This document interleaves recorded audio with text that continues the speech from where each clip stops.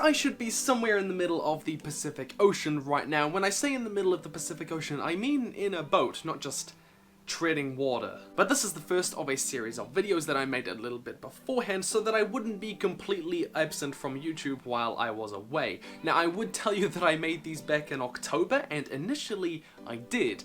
But then this particular video, the file got corrupted, so I'm having to reshoot it again, which, you know, totally isn't making me a little bit stressed. I have plenty of time. But either way, if the world has since been destroyed since I got on that boat, then congratulations for being alive. I mean, that's very impressive. Anyways, I'm getting sidetracked. Now, your friendly neighborhood Gronckle is the staple of the boulder class dragons. They're the most common, they're incredibly friendly, and they're found in a variety of different environments. And though they can be found all over the world, in one particular episode of Race to the Edge, we see Fishlegs and Hiccup go to the island that they supposedly originally came from, Dark Deep. And this is the mythical homeland of not just the Gronckle, but all boulder class dragons that have eventually evolved into catastrophic Quakens, Gronckles, and you're of course your common meatlug. Now, when Hiccup and Fishlegs arrive at Dark Deep with instructions from the Dragon Eye, they begin to look around, but find it quiet, almost spookily so, and they ask themselves, where are all the boulder class dragons? I mean, for their homeland, this place should be crawling with hundreds of them, right? Well, that's the thing.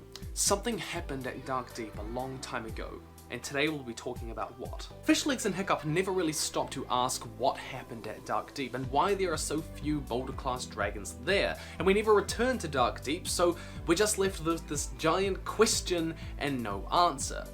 Until I noticed one thing, the landscape. Yes, it turns out that Gronckles are avid landscapers and really enjoy gardening. No, but the most prominent feature of Dark Deep are the two mountainous peaks that you can see in the background as Hiccup and Fishlegs are arriving at the island. In fact, they're so large that Hiccup actually marks them on his map of the archipelago, and you can even see them in the Dragon Eye projection for the Gronckle. They're the defining feature of the island. But after a little bit of reading and a sprinkling of smarticles, I discovered that these two peaks were not in fact two mountains, but one volcano. At closer examination, you can see that the two peaks actually share a single base, like that of a single volcano. It's only the peaks themselves that have split apart. Now, when a volcano gets upset and it decides to throw a tantrum, it erupts, and the lava takes the path of least resistance, and it often actually only pours mainly down one side of the volcano, leaving something of a gash in the side of the volcano, much like we see in Dark Deep, and after time, it will look something like this. Otherwise, the eruption was simply so violent that it literally blew the entire center of the volcano apart, though there aren't really many historical examples of that sort of thing happening. So I think it's pretty obvious that a violent volcanic eruption happened at some point in history at Dark Deep, though I don't think that that is the event that drove the boulder class dragons away from it. After all, the archipelago is full of islands just like Dark Deep. It's in the same area as Iceland, an island formed from, guess what?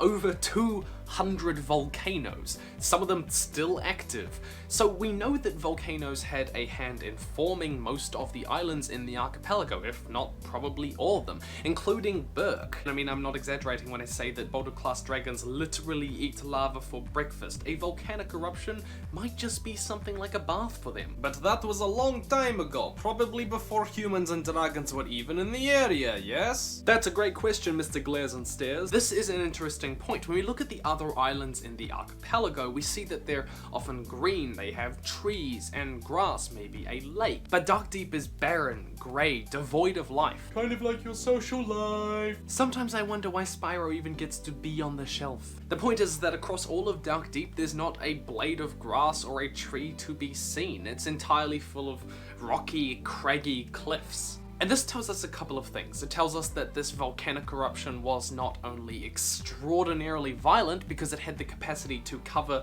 the entire island, but it was recent. There's been no time at all for any of the vegetation, for the grass, the trees, for any greenery whatsoever, for any life whatsoever, from the insects to the dragons or to the prey that they might hunt there to come back. In School of Dragons, which is like semi-canon but also not canon, it's complicated, don't you mind. You can even go to Dark Deep and still find dormant pools of lava at the island. And in the episode itself, Hiccup and Fishlegs actually get trapped in something that looks somewhat like a lava tube, an underground tunnel that is burned out by the floods of lava. So what happened at Dark Deep? I think that a violent volcanic eruption not only destroyed the island, but got rid of all of the vegetation. Now, of course, Gronckles and other Boulder class dragons deal with the whole volcanic environment pretty damn well. Some of them, eat it, some of them can even bathe in it. But that doesn't make them invulnerable to it. 100-meter tall spews of lava from the volcano wouldn't even be enough to push the hardiest Gronckles away from the island. It would simply be a volatile place to live. And it's also implied in the series that even though they mostly eat things like rocks, well, that doesn't mean that that's the only thing that they eat. They may well still need some form of vegetation. It just wouldn't be a habitable place for them to return to, with no dragon root growing on the island or any fish in the surrounding waters, which is something that they do eat as well. And this would explain why there are so few Boulder class dragons at Dark Deep when Hiccup and Fishlegs get there. It simply hasn't been long enough since this giant catastrophe for the vegetation to grow back, for the dragon root to come back, for the trees to come back, for the fish to come back. There's no food there, so why would they return? But that's all from me today, and by the way, I should give you a warning.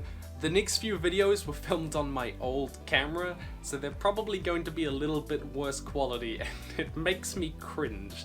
Either way, I still hope that you enjoy them. If you're feeling generous, I would love for you to come support me on Patreon. That is what really makes the difference in helping me produce these kind of videos and stay afloat as a student in the real world these days. There's a link down to that in the description below if you'd like to support me, and thank you so much to those of you who are already supporting me on Patreon. You mean the world to me. Before you do anything else, I would love for you to come follow me on Facebook, Wattpad, Twitter. Wattpad if you want to read some of the stuff that I've written, and Twitter is probably the best place to contact me. It's where I tend to respond. Otherwise, feel free to email me. I try to respond to every email that I get, though please understand that sometimes it takes me a while. Stay nerdy, Subfuries, and I'll see you in the future.